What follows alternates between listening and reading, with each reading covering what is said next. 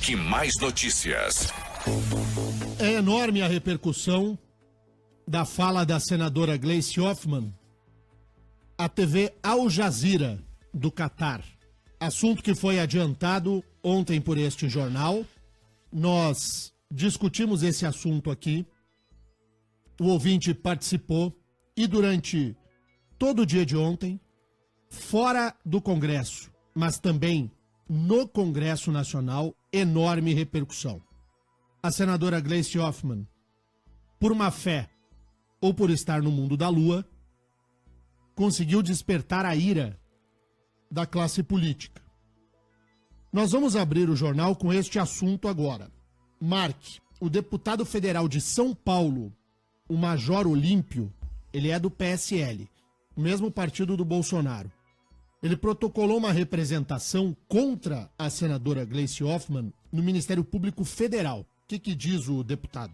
Ele diz que Gleisi tem que ter o mandato cassado por ter enviado à emissora de televisão Al Jazeera um vídeo dizendo que o ex-presidente Lula foi condenado por juízes parciais num processo ilegal e ainda que não há nenhuma prova de culpa, apenas acusações falsas.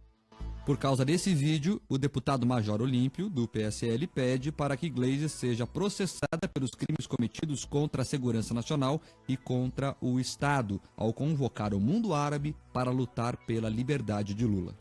A senadora Ana Amélia, do PP gaúcho, também ficou bastante incomodada com a postura de Gleisi. Ela disse que as acusações ferem os princípios constitucionais. Queria pedir ao ouvinte que prestasse muito atenção ao que diz a senadora Ana Amélia Lemos, do Partido Progressista do Rio Grande do Sul. Ouça aí. A senhora senadora presidente do Partido dos Trabalhadores faz uma exortação, fazendo afirmações graves, denegrindo a imagem do Poder Judiciário brasileiro, do Ministério Público brasileiro, atacando a imprensa do nosso país de uma maneira que não respeita os princípios, eu diria, constitucionais e da boa relação institucional que temos com as instituições. E mais ainda, não entendendo que o país vive uma democracia e um Estado democrático de direito. Esta mensagem que chega ao ponto de dizer que a política externa brasileira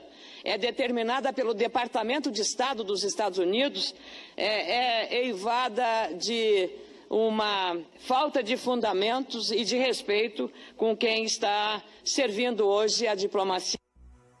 E nesta quarta-feira, a senadora Gleisi usou o plenário para dizer que as críticas feitas pela senadora Ana Amélia não passam de ignorância, preconceito e xenofobia ao povo árabe. Só posso reputar a isso a ignorância, ao preconceito, à xenofobia contra o povo árabe.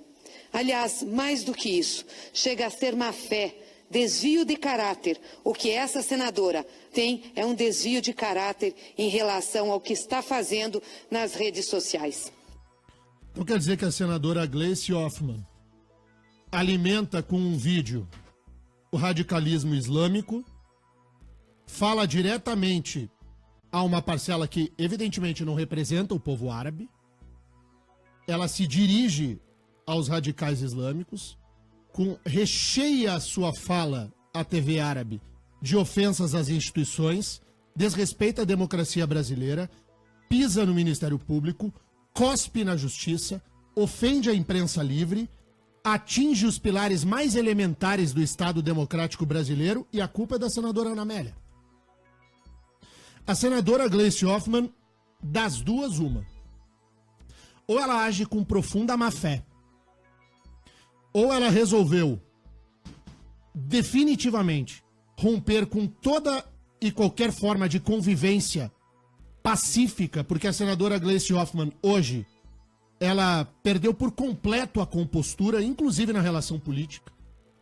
Ou é má-fé, ou a senadora Gleisi Hoffmann está no mundo da lua. E aí ela precisa de ajuda médica. Não há outro caminho.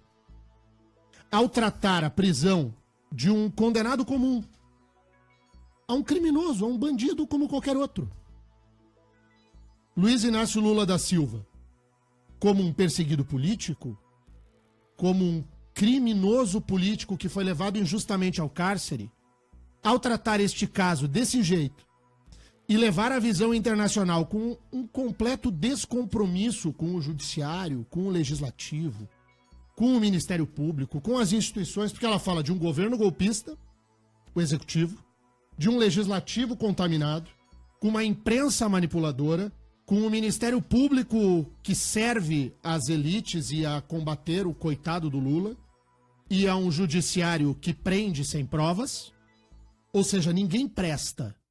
Só presta o PT, Lula e ela própria.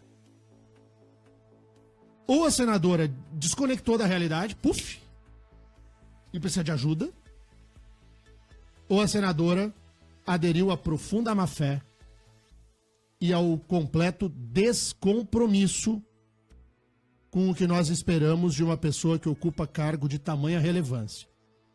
Hoje a senadora Gleice envergonha o Paraná. A senadora Gleice representa o Paraná em Brasília. E a senadora Gleice é o que tem de pior. Eu dizia um tempo atrás, não faz muito, que entre Requião e Gleice eu preferia Gleice. Eu. Hoje em dia não mais.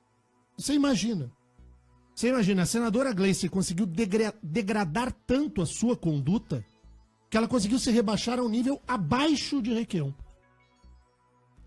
Hoje é o que Gleice representa no Senado da República.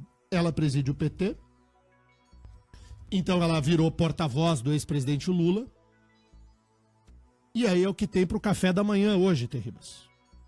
É o que tem pro café da manhã é hoje. É o que tem. E aí você aí do outro lado do rádio, que aguente. Ontem, Marques Souza, o Tribunal Regional Federal da 4ª Região lá em Porto Alegre esgotou a jurisdição, né? Terminou o caso Lula do triplex, né? Terminou sim, Daniel. A defesa de Lula agora tem apenas 2 caminhos: recorrer ao Superior Tribunal de Justiça, alegando que houve violação de leis federais, como o Código Penal, por exemplo, ou ao Supremo Tribunal Federal, apontando que a decisão do TRF4 lá de Porto Alegre violou a Constituição.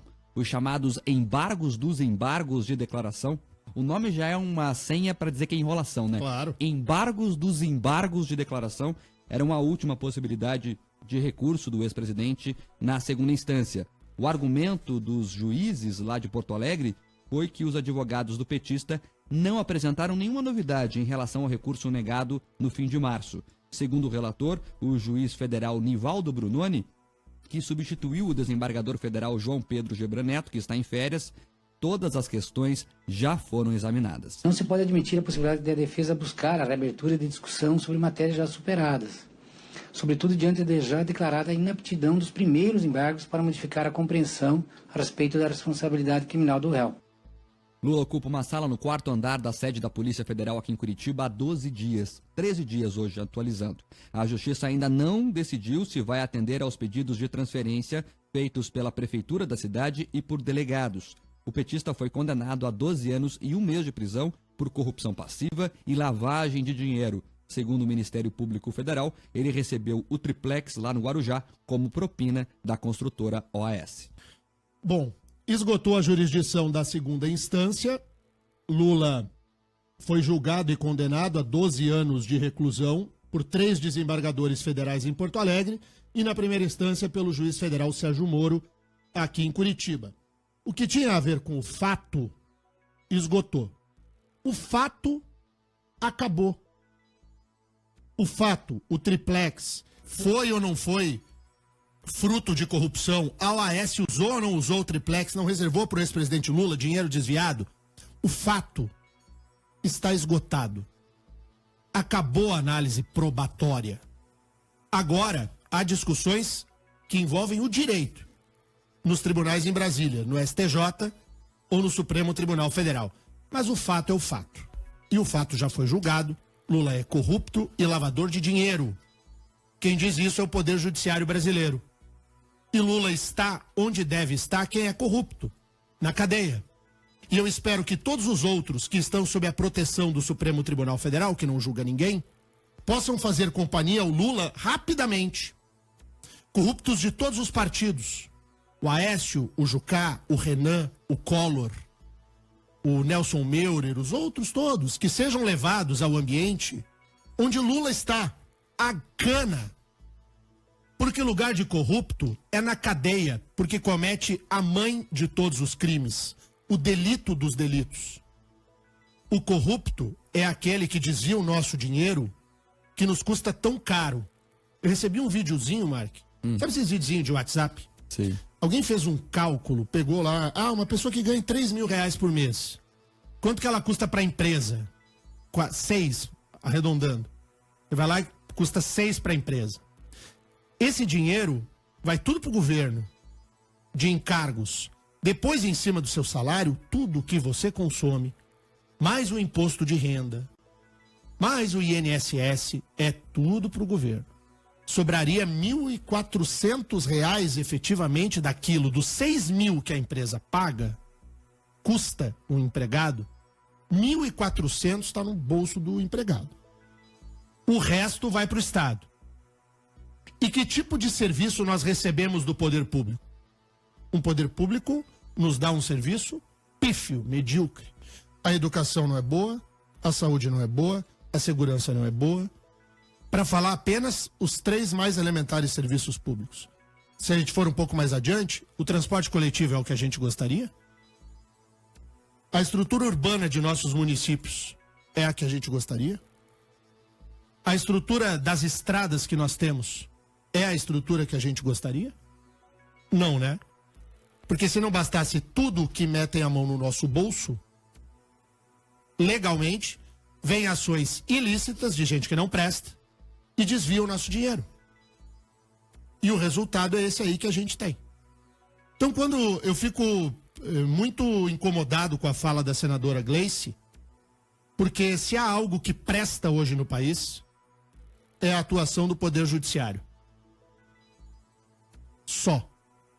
Porque se nós fôssemos depender da senadora Gleice, para que o Estado do Paraná avançasse, eu pedi ontem a assessoria da senadora Gleice no Senado, mandasse para cá quais foram as iniciativas do início da Lava Jato até agora que a senadora tomou em defesa do Estado do Paraná, para que eu fizesse a leitura aqui sem nenhum ranço, para que contraponha a minha fala.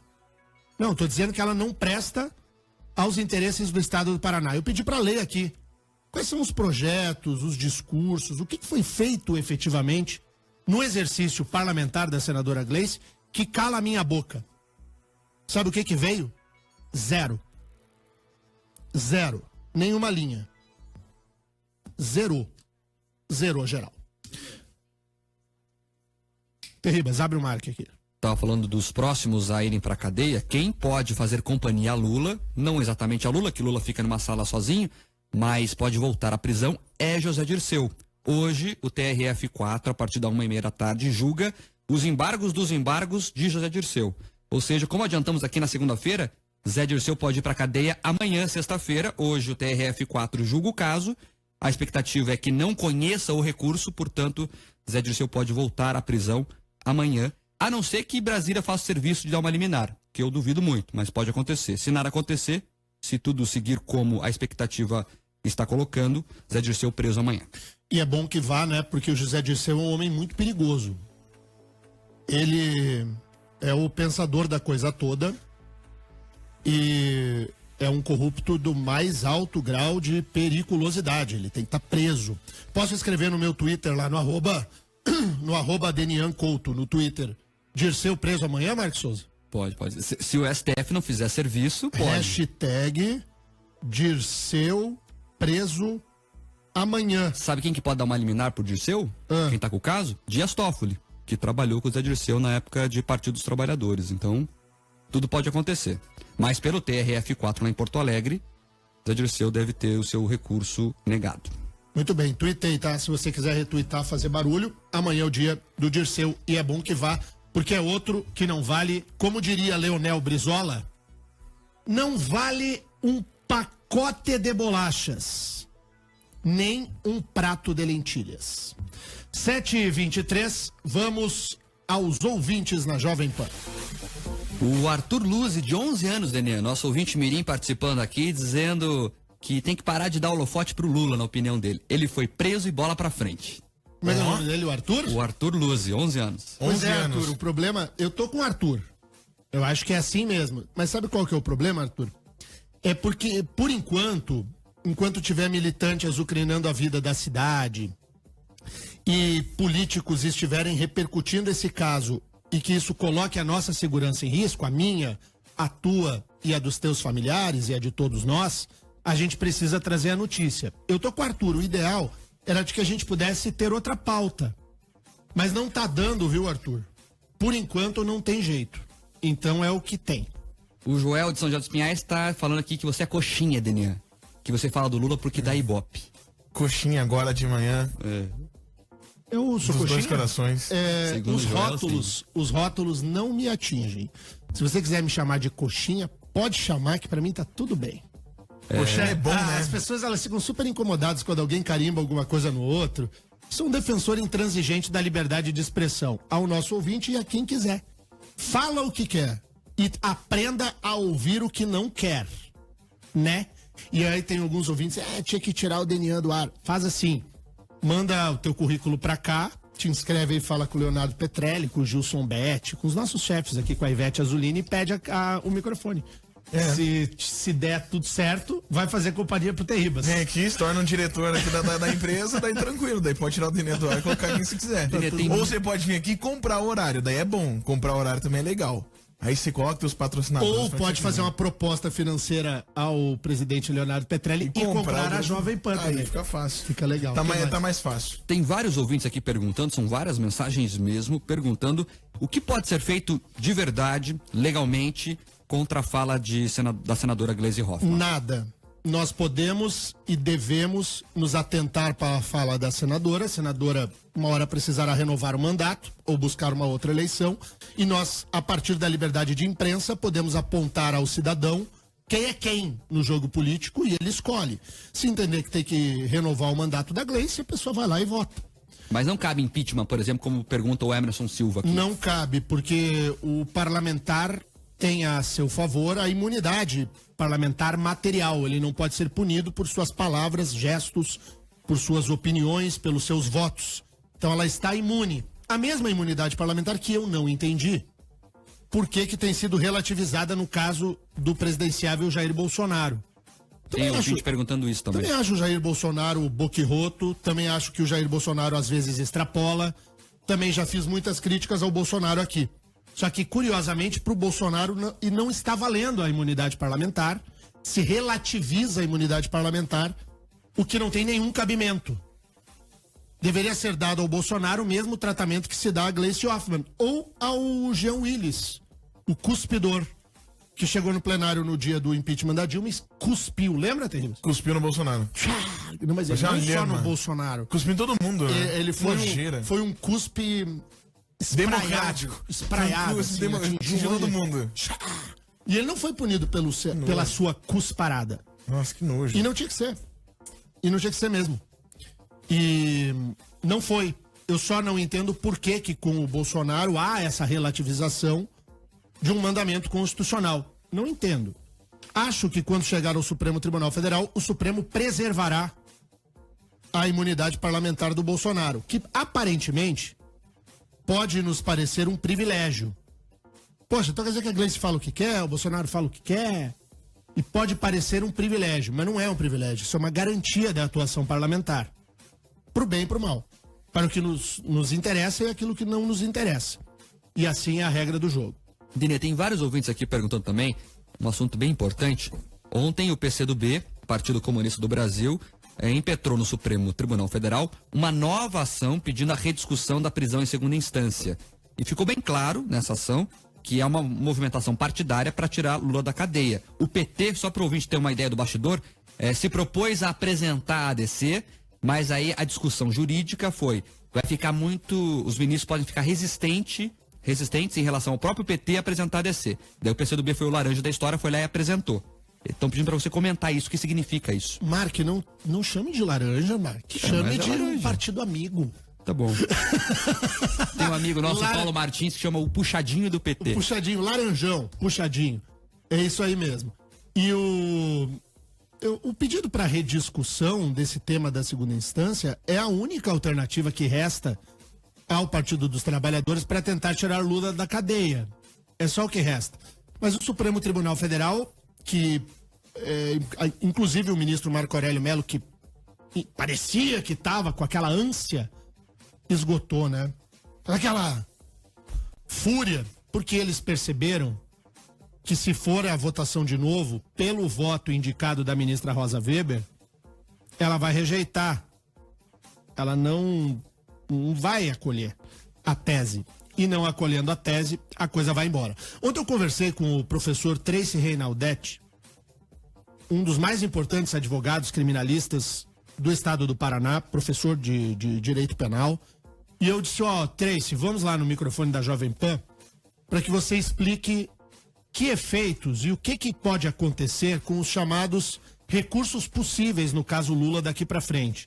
Tanto o recurso especial ao Superior Tribunal de Justiça, quanto o recurso extraordinário ao Supremo Tribunal Federal. Então, ou o Tracy vem amanhã, ou vem na semana que vem, para também tirar todas as dúvidas nesse caso dos nossos ouvintes, para que a gente possa dar o passo adiante. Fazer uma justiça aqui com o Tracy, todo mundo fala da Lava Jato e não sabe a importância que Tracy tem para desenrolar da investigação. Daqui a pouco, quando ele vir aqui, a gente conta a história, o bastidor, que o ouvinte vai gostar de saber. No próximo caso da condenação do ex-presidente Lula, a próxima que virá, a que já está batendo a porta, que é a do terreno da Odebrecht, o depoimento que é fundamental e que vai condenar Lula é o de Antônio Palocci, cujo advogado é Tracy Reinaldetti.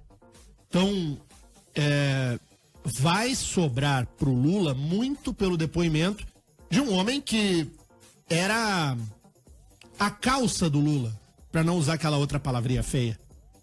Palocci e Lula se confundiram durante muitas vezes na história republicana brasileira.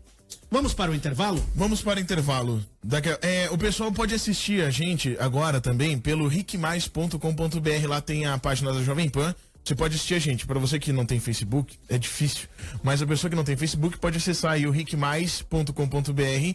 E aí lá tem a página que você pode assistir a gente aqui. Estamos ao vivo também na live no facebook.com/riquemaispr e no Facebook da Jovem Pan. Nós temos o privilégio, verdade, Terribas, e nós temos o privilégio de uma audiência muitíssimo qualificada. Eu falei do professor Tracy Reinaldetti, recebo aqui a mensagem do professor Paulo Henrique Vieira da Costa, que faz uma observação que é muito boa. Ele diz o seguinte, que o PCdoB, o PSOL e a Rede Sustentabilidade são partidos hoje que fazem política no judiciário. São pequenos e não fazem política no legislativo, fazem a política no judiciário. É um ativismo vulgar, que eles chamam, ativismo judicial vulgar. E eu ainda acrescento a fala do professor Paulo Henrique, vulgaríssimo. Porque muitas das vezes vem recheado de uma ideologia que eles não conseguem implantar no âmbito político e tentam levar ao judiciário para fazer valer a sua vontade por um mecanismo que é vulgar, sim, mas é o que resta à bandeira do PSOL, esses satélites do PT. Deninha, para fechar esse bloco, o ouvinte José de Ponta Grossa, final telefone 00, ele pergunta, quando vai terminar o mandato de Gleisi Hoffmann? Termina agora, em dezembro, 31/12/2018. Mas ela deve ser eleita deputada federal. Vai entre, possivelmente, uma das mais votadas do Paraná, se não a mais votada. Ela não concorrerá ao Senado porque sabe que não tem condições, né? Não vai ganhar. E concorre a deputada federal porque daí a gente sabe que o eleitor do PT, ele vota tipo eu vou no jogo do Grêmio. Porque o Grêmio pra mim assim. Se o Grêmio ganhar de 5-0 ou perder de 5-0, eu vou deixar de ser gremista? Não. E o petista é mais ou menos assim. Mas tá roubando. Não tô vendo nada. PT. Aí a senadora Gleisi vai se eleger. É paixão cega. Rique Mais Notícias.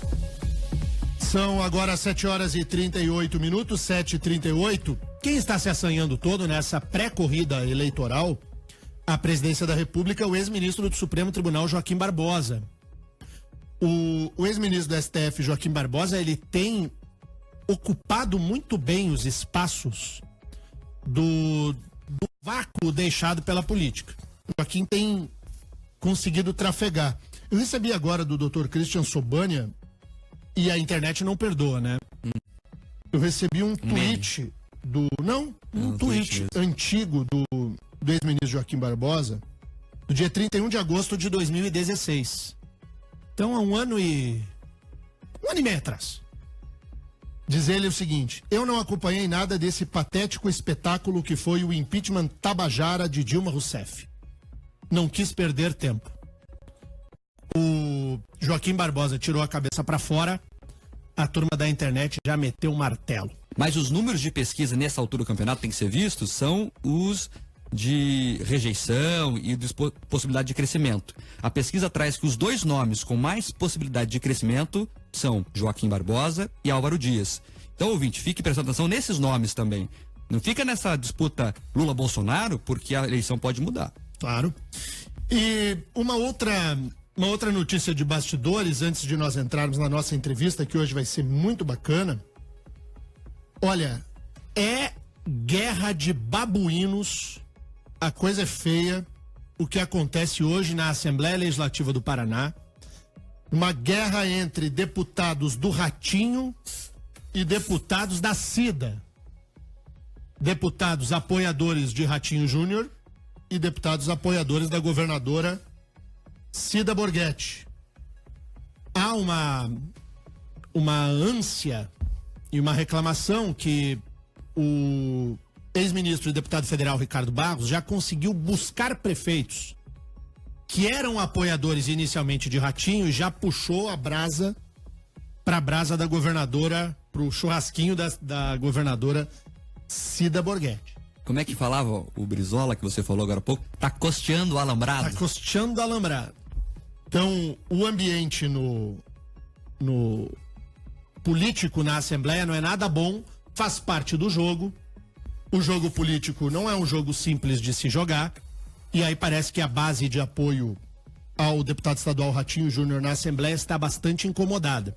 Porque isso tende a levantar o apoio da governadora Cida Borghetti. Enquanto isso, o ex-senador Osmar Dias, que é o candidato do PDT Podemos, eu não sei bem ainda como que o senador Osmar construirá essa coligação, está olhando de fora.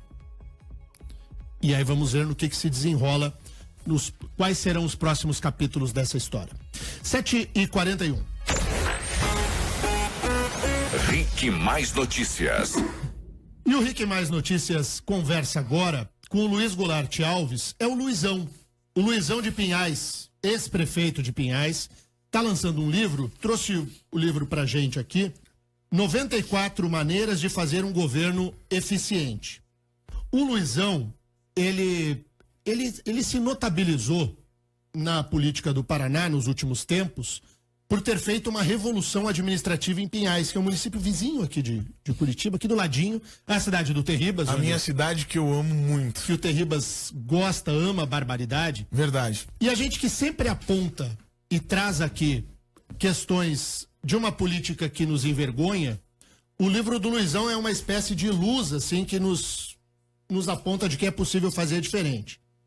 O Luizão botou aqui 94 maneiras, esse 94 não tá de graça, não é? Bom dia. Não, bom dia, Dani.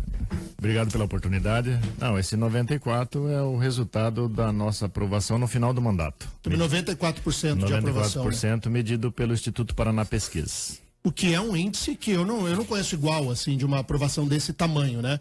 E por que o que o teu governo teve de diferente e que está convertido nesse livro agora? Eu digo que a nossa pretensão com esse livro não é de querer ser mais do que os outros, apenas relatar uma experiência que deu certo em Pinhais. Nós procuramos desde o início fazer um governo profissionalizado, um governo sério, com boa equipe técnica, qualificada, e fazer aquilo que a população precisava. E grande parte da nossa aprovação vem do cumprimento das promessas de campanha, do plano de governo. Quando a gente terminou o primeiro mandato, nós tínhamos cumprido mais de 90% do plano de governo. Então a população viu nisso seriedade e deu credibilidade para um segundo mandato que nós tivemos também a maior votação do Brasil, 93,7% dos votos. Agora, esse jornal não tem mimimi. Eu vou te apertar aqui, porque também não veio aqui só para te passar a mão e passar um pano. Esse livro aqui, não é um livro para aparecer no período pré-eleitoral? Não é um livro para aparecer porque eu concluí o mandato no final de 2016, né? E no ano passado que a gente começou a selecionar os pontos da nossa administração que foi assim relevantes. E nós resolvemos colocar num livro. E daí estamos lançando nesse ano. Então, ao final do mandato que nós começamos pensar os principais assuntos, os principais êxitos da administração e colocar num livro. Nós estamos conversando com o ex-prefeito de Pinhais, o Luiz Goulart Alves. Você foi eleito pelo PT, pelo Partido dos Trabalhadores. Sim. E durante muito tempo, o PT usou da tua administração para mostrar a eficiência do partido. Quando que aconteceu o teu rompimento? Em que momento se deu o rompimento do Luizão com o Partido dos Trabalhadores? O partido não utilizou muito da minha experiência para mostrar,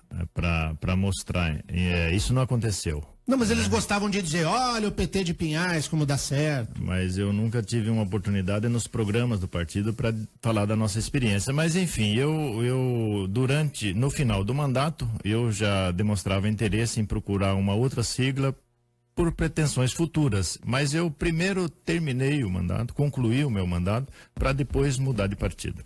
Mas o motivo da mudança de partido foi por falta de espaço ou foi por compreensão de que o Partido dos Trabalhadores não servia mais para o Luizão? Veja, por discordar de algumas questões e por espaço também, porque para as próximas eleições eu não via muito espaço para minhas pretensões aqui no Paraná e eu optei por um partido que me desse mais condições e mais espaço. Lula preso, o que te parece? O Lula preso é o resultado de uma decisão judicial que está após a segunda instância, né? Eu acho que tem direito, como todo preso, de fazer os outros recursos. Hoje é fato que o Lula está preso. Foi julgado em primeira instância e segunda instância. Então, Luizão, você não integra o grupo que vai lá para frente bater panela para soltar o Lula? Eu não posso deixar de reconhecer que nos 2 períodos que eu fui prefeito, nos 8 anos, o município de Pinhais recebeu muitos recursos para a escola, creche, posto de saúde, infraestrutura do governo federal, né? Então isso eu não posso deixar de reconhecer. Agora, essas questões de acusação, eu só espero que a justiça seja justa e que tenha uma fila lá em Brasília que também estaria bem na hora de passar pelas mãos da justiça. Sem dúvida. Bom, deixa eu te perguntar aqui do livro para a gente encerrar. Esse livro foi escrito por você de próprio punho. Foi escrito. Como que você selecionou aqui? Porque o sumário do livro trata dos aspectos que são marcantes na gestão, depois a questão das finanças, a administração e gerência, os servidores públicos e aí por adiante, né? Saúde, educação e tudo. Essa escolha de como elencar aquilo que você considera que foi o essencial do seu governo foi tratada de que maneira? Foi tratada, eu quis colocar no livro, primeiro, as questões gerenciais, administrativas, de como organizar um governo, como se relacionar com o poder legislativo, como se relacionar com a comunidade, com a imprensa. Então, primeiro aspecto é esse, das questões administrativas. E daí eu também coloco aí alguns pontos de políticas públicas para a educação, para a saúde, para o meio ambiente, para a segurança pública. Começa o livro já falando que o eleito, ele não pode esperar o dia da posse para começar a trabalhar. Ele tem que começar na transição, já começar a tomar pé da situação, qual o governo que ele vai assumir, entrar em contato com os servidores públicos. Eu acho que esse período de transição, para nós, foi muito produtivo, porque a gente teve condições de, após a posse, já começar trabalhando, porque a gente já sabia em que terreno estava atuando. Isso é bom tanto para o administrador que está saindo, como para o administrador que está chegando. Então eu começo o livro já no período de transição, daí passa pela organização da administração, as equipes de trabalho, e daí na sequência nós falamos sobre as políticas públicas, os aspectos que deram certo, como educação em tempo integral, como a implantação da guarda municipal, enfim, os aspectos, infraestrutura, dragagem dos rios. Daí nós passamos para as políticas públicas que deram resultado em Pinhais. Luizão, aproveitando esse gancho aí de transição, né, que você está falando agora, você saiu, né, e você deixou a tua vice-prefeita hoje como prefeita de Pinhais, a Marli Paulino. Sim. E, no caso, ela tá continuando um trabalho, né? Como é que funcionou, como é que tá funcionando essa transição, essa passagem de bastão tua para ela? Ela continuou com teus projetos, ela continuou com a tua ideologia, ou ela colocou algumas coisas novas, tirou? Como a Marli Paulino foi vice-prefeita durante 8 anos, então ela era a pessoa mais indicada para continuar a administração, tanto que foi eleita com 82% dos votos. E é evidente, é um governo diferente, mas os projetos ela vinha acompanhando, então ela deu sequência praticamente a todos os projetos, fez uma reorganização na equipe, evidente, colocou o toque dela na administração, mas ela continua com os mesmos projetos e apesar da crise conseguiu dar continuidade aos projetos e às obras que vinham sendo tocadas. Porque as principais obras de Pinhais, elas continuaram, né? O que estava acontecendo ali, a duplicação da avenida, aquela parte ali do trecho da Leopoldo Jacomel, até as partes arteriais da cidade ali de Pinhais, elas continuaram. Então, a intenção é que continue esse trabalho. Exato, até porque foi isso que a população pediu, né, e referendou nas urnas. Então, os projetos, tanto os próprios tocados pelo município, como esse que você citou em parceria com o governo do estado, eles tiveram continuidade. E hoje está sendo construído aquele viaduto que vai ser um dos maiores do Paraná, né? Hoje é uma das principais obras no Paraná, aquele viaduto. É uma parceria com o governo do estado. Tem um divisor de águas ali de 14 anos pra cá e 14 anos antes de Pinhais. Exatamente. O Pinhalense se soltou. É verdade, meu. Pinhais é incrível. Não, fala pra você. Pinhalense tá faceiro, velho. Não é porque o Luizão tá aí, mas eu sempre falei isso aqui no ar. Eu sempre falei. Existe uma diferença, existe 2 Pinhais, existe 2 municípios. Antes desse governo e o depois. Obrigado. Pinhais cresceu absurdamente. Pinhais ficou gigante depois disso. Grandes empresas, tem grandes indústrias, grandes nomes, marcas estão em Pinhais hoje. E a estrutura de Pinhais é incrível, é impressionante. É outro mundo. Você sai ali de Curitiba, você entra em Pinhais, é outro mundo.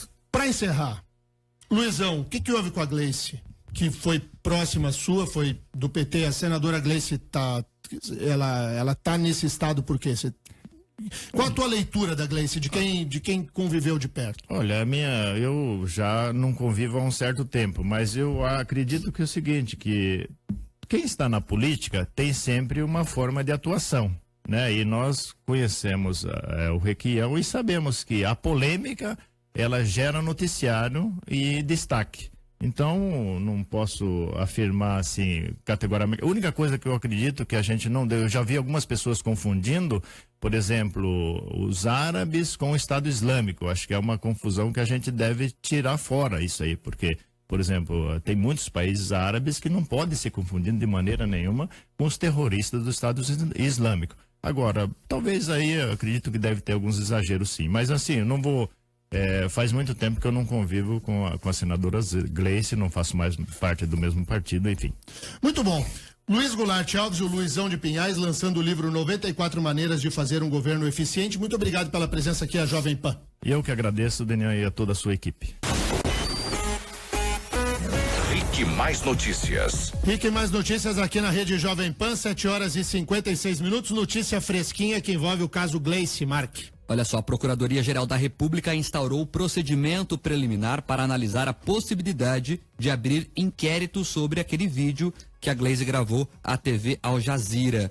Para o ouvinte que chegou agora na gravação, ela diz que o ex-presidente Lula é um preso político e acusa a justiça brasileira e pede ajuda do mundo árabe para libertar Lula. A instauração da chamada notícia de fato, Denian, é o primeiro passo antes da PGR instaurar um inquérito. A determinação foi da titular da Secretaria Penal da PGR, a subprocuradora Raquel Branquinho. Então, Raquel Branquinho, subprocuradora lá na PGR, mandou instaurar a chamada notícia de fato, que é o primeiro passo antes da PGR abrir um inquérito. Lembrando ao ouvinte que, como Gleice tem foro privilegiado, somente a Procuradoria-Geral da República pode pedir a investigação dela.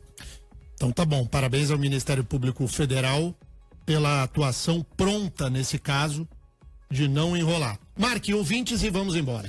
Vários ouvintes aqui participando da nossa programação. Muita gente aqui, Daniel, pedindo para aumentar o tempo do jornal. Está muito pouco, uma hora. Aumentaram. E tem umas pessoas, olha que engraçado.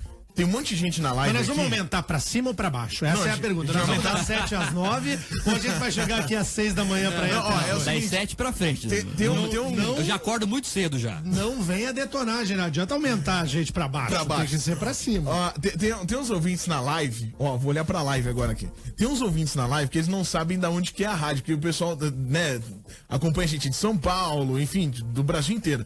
Nós somos a Jovem Pan de Curitiba e de Ponta Grossa e de Cascavel. Você pode todo dia ligar aí, 7 horas da manhã, tem o Rick Mais Notícias aqui pra vocês. Estamos cedo aqui, felizes, trazendo notícias. Quando a gente não tá muito bravo, a gente é legal. E Não, a daí, gente é a gente legal solta todos essa os vinheta aqui, ó. Deixa de fora desse seu mau sentimento. Você é uma pessoa horrível. Não tem mais a vinheta Deixa do... de fora desse seu mau Não sentimento. tem mais a vinheta do... Eu não faço média! Dá, lógico, daqui, ó. Eu não faço média, seus miseráveis. Seus miseráveis. Agora termina com o bondinho, então, pra ser o Vambora, então. pacote com- completo. Ei, mas Não, é- rapidinho aqui antes. O Ivan do Bairro Alto pede pra mandar um abraço ao Exército. Diz que hoje é aniversário do Exército, Daniel. Pra você mandar um abraço pros Aniversário do militares. Exército, importante. Se é aniversário do Exército, ganha o meu abraço e um abraço firme e forte, torcendo sempre para que o Exército Brasileiro permaneça dentro de suas atribuições constitucionais e cumpra o seu papel de defesa das instituições e da democracia. O Exército, ele é fundamental, importante, goza de todo o meu apoio, sempre dentro de suas bitolas. Vamos nessa, gente? Vamos embora. Amanhã estamos de volta às 7 horas da manhã. Então tá bom. Bom dia a todos.